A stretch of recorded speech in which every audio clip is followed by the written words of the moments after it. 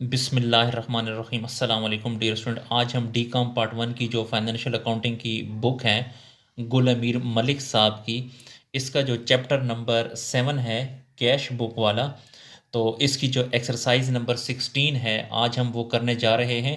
तो page number 152 पे आ जाएं। पेज नंबर है 152। पिटी कैश बुक का क्वेश्चन है जी। इसमें एक्सरसाइज नंबर 16 में कहता है Adam ji company established petty cash fund on Empress system for by issuing check for rupees 400 on 1st October. The following payments were made। जी इस क्वेश्चन को solve करते हैं और इसकी जो रिक्वायरमेंट है, record the about transaction in पेटी cash book. जी इसको हमने पेटी कैश बुक में इन ट्रांजैक्शन को रिकॉर्ड करना है। तो डियर स्टूडेंट, सबसे पहले आप लोग पेटी कैश बुक का फॉर्मेट बनाएंगे, तो मैं आपको पेटी कैश बुक का फॉर्मेट पे सबसे पहले समझाता हूँ जी। एक्सरसाइज नंबर 16, ऊपर आपने कंपनी का नाम लिखना है आदम जी एंड कंपनी, और यहाँ पे पेटी कैश बुक लिखेंगे। यहाँ पे अमाउंट रसीव्ड, जितनी अमाउंट हम रिसीव करेंगे वो यहाँ लिखेंगे। यहाँ पे डेट, डिस्क्रिप्शन, यहाँ पे टोटल। ये रिफ्रेशमेंट का कॉलम है, ये स्टेशनरी, और ये ट्रेवलिंग एक्सपेंस का कॉलम है, इलेक्ट्रिसिटी एक्सपेंस का कॉलम है, पोस्टेज है, वेजेस एंड सैलरीज है, और यहाँ पे कॉर्टेज है। डियर स्टूडेंट, अगर आपने एक और कॉलम भी बनाना है तो वहाँ पे आप मिसलिनियस या सन्ड्रीज भी लिख सकते हैं। तो एक्सरसाइज की तरफ बढ़ते हैं जी। यहाँ पर कहता है Adam ji company establish petty cash fund on imprest by issuing a cheque for ₹400। जी 400 का चेक दिया गया है ऑन अक्टूबर 1 को। The following payments were made. जी जो हमने 400 का चेक रिसीव किया है, सबसे पहले आपने इसकी ट्रांजैक्शन लिखनी है जी। ये डेट का कॉलम है, तो 400 हमने रिसीव किया, तो अमाउंट रिसीव्ड के कॉलम में यहाँ पे लिखेंगे 400। और अक्टूबर 1 है तो यहाँ पे लिखेंगे अक्टूबर 1। और हमने कैश रिसीव की है तो यहाँ पे लिखें कैश। उसके बाद जो नेक्स्ट ट्रांजैक्शन है, फर्स्ट को पेड फॉर पान टी फॉर कस्टमर 28। जी हमने पेमेंट की है पान के लिए, टी के लिए, कस्टमर के पान और टी के लिए 28 रुपीज़ हमने पेमेंट की है जी। तो यहाँ पे सबसे पहले आपने डेट लिखनी है। यहाँ पे आपने डेट लिखी तो यहाँ पे लिखें पान T for customer,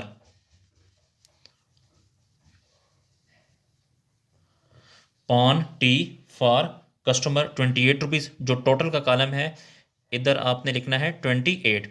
ji dear friend, ये पान हो गया, टी हो गया, चाय हो गया, या खाने पीने की जो चीज़ें होती हैं वो रिफ़्रेशमेंट के ज़मरे में आती हैं, तो आपने इस रिफ़्रेशमेंट के कॉलम में लिखना है 28 जी। उसके बाद जो नेक्स्ट ट्रांजेक्शन है, सेकेंड डेट को paid for postage stamp 13। Paid for postage stamp, जी पोस्टेज और स्टैम्प के लिए 13 रुपीज़ हमने पे किए हैं। तो यहाँ पे डेट लिखेंगे, जो डेट है सेकंड है तो यहाँ पे लिखें सेकंड डेट है, तो यहाँ पे लिखें पोस्टेज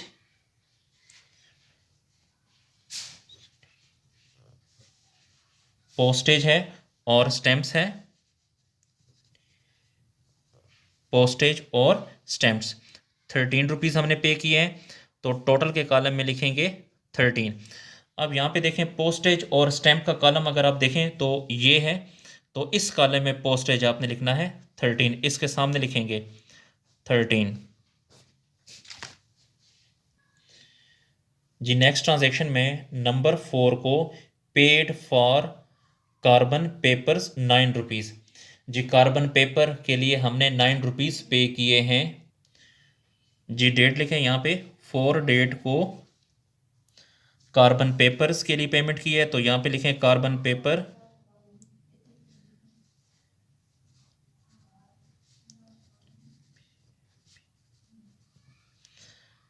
कार्बन पेपर पेमेंट की है 9 रुपीज़, तो टोटल के कॉलम में लिखें 9। और ये जो कार्बन पेपर हैं कार्बन हो गया, पेपर हो गया, कोई भी स्टेशनरी का जो सामान होता है उसको आपने स्टेशनरी के कॉलम में लिखना है। तो यहाँ पे स्टेशनरी का ये कॉलम है तो उसके सामने आपने लिखना है 9 रुपीज़। जी उसके बाद जो नेक्स्ट ट्रांजेक्शन है, 5 डेट को पेड फॉर टैक्सी फेयर, यानी टैक्सी का किराया पे किया है 31 रुपीज़। जी तो 5 डेट को यहाँ पे 5 डेट लिखें, टैक्सी फेयर पे किया है यानी टैक्सी का किराया, तो टैक्सी फेयर लिखें, टैक्सी फेयर 31 रुपीज़ पे किए, टोटल के कॉलम में लिखें 31। जी ये जो टैक्सी का किराया होता है ये ट्रैवलिंग एक्सपेंस के ज़मरे में आता है, तो इसलिए इसको ट्रैवलिंग एक्सपेंस का जो कॉलम है उसमें आपने लिखना है। जी उसके बाद जो नेक्स्ट ट्रांजेक्शन है, नंबर 6 को paid for electricity bill, electricity का बिल पे किया है 40 रुपीज़। जी इलेक्ट्रिसिटी यानी बिजली का बिल पे किया है 40 रुपीज़। तो डेट के कॉलम में लिखें 6 डेट है, इलेक्ट्रिसिटी बिल पे किया है, तो यहाँ पे लिखें इलेक्ट्रिसिटी बिल 40 रुपीज़ पे किए हैं, तो टोटल के कॉलम में लिखें 40। और इसके अलावा देखें ये इलेक्ट्रिसिटी का जो बिल है यहाँ पे इसका कॉलम मौजूद है इलेक्ट्रिसिटी एक्सपेंस, तो इस कॉलम में लिखेंगे 40। जी उसके बाद जो नेक्स्ट ट्रांजेक्शन है, 8 डेट को paid registration parcel 44, registration parcel हमने पेमेंट की है रजिस्ट्रेशन पार्सल की 44 रुपीज़।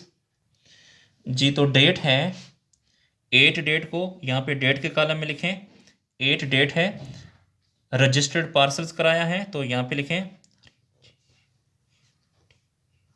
रजिस्टर्ड पार्सल,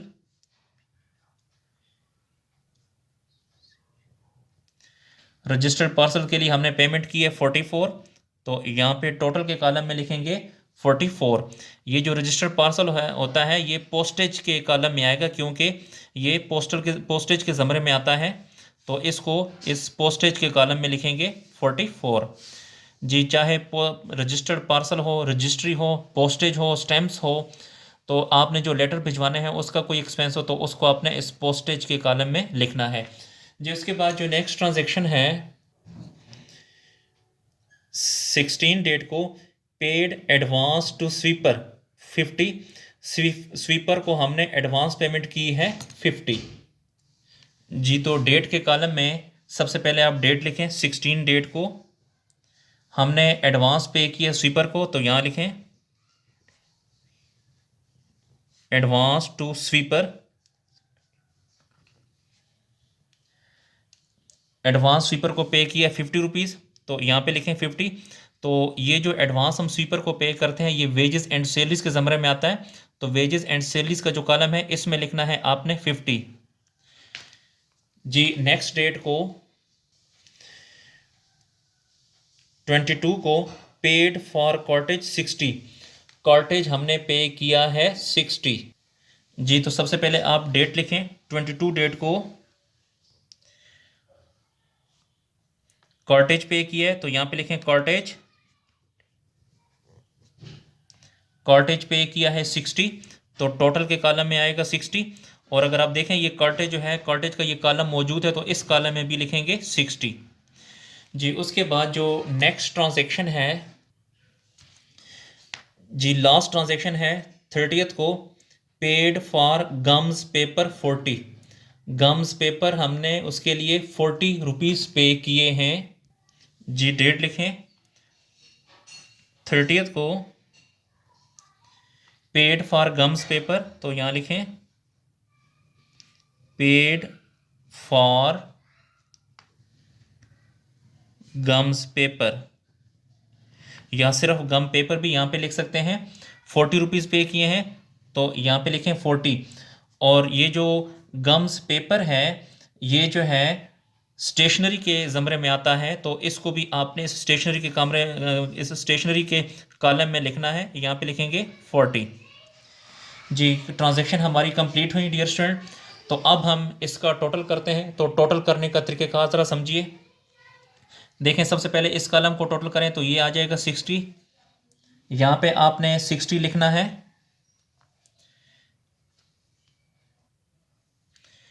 जी यहाँ पे लिखें 60। इसी तरह ये जो 50 है ये यहाँ पे आ जाएगा। इसी तरह 13 + 44 ये आता है 57। इसी तरह ये जो 40 है इसको यहाँ लिखें, 31 को यहाँ पर लिखें। 9 + 40 49 होता है और 28 यहाँ पे आ जाएगा। जी इसको भी प्लस करें कैलकुलेटर से। जी कैलकुलेटर है, लिखें 28 + 13 + 9 + 31 + 40 + 44 + 50 + 60 और +40।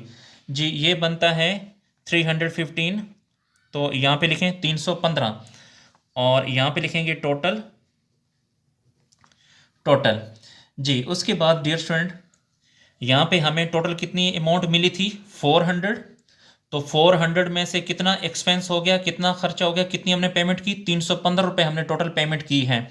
तो 400 में से 315 रुपये को माइनस करें तो हमारे पास जो अमाउंट बच जाती है वो 85।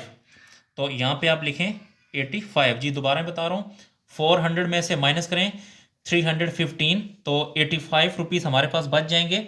इसे आपने बैलेंस कहना है तो यहाँ पे लिखें बैलेंस।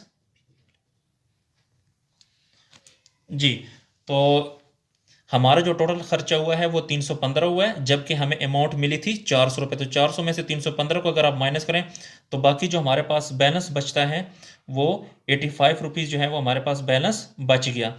तो आप यहाँ पे बैलेंस भी लिख सकते हैं या फिर बैलेंस CD भी लिख सकते हैं, ये आपकी मर्जी है।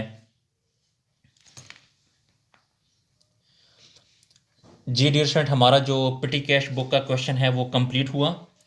डियर स्टूडेंट अगर आपको मेरी वीडियो पसंद आ रही है तो मेरे चैनल को लाजमी सब्सक्राइब करें और वीडियो को लाइक करें ताकि मेरी हौसला अफजाई हो, और इन वीडियोस को अपने दोस्तों के साथ भी शेयर करें ताकि उन्हें भी फ़ायदा हो सके। डियर स्टूडेंट अगर आपको किसी पॉइंट की समझ नहीं आ रही तो आप कमेंट सेक्शन में जाकर मुझसे पूछ सकते हैं। जी बहुत शुक्रिया, अल्लाह हाफिज़।